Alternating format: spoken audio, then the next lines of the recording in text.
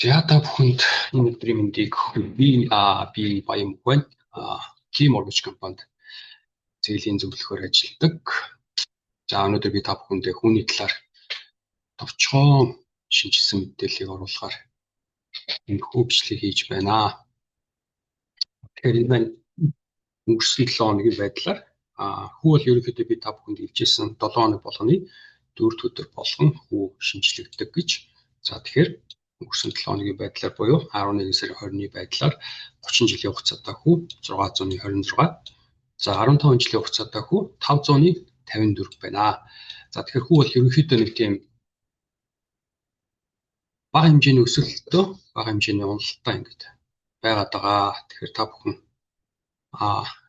миний сошиал пэйжүүдээр орж үүний талаарх мэдээлэл болон бусад моргежтой холбоотой мэдээллүүдийг авах боломжтой шүү.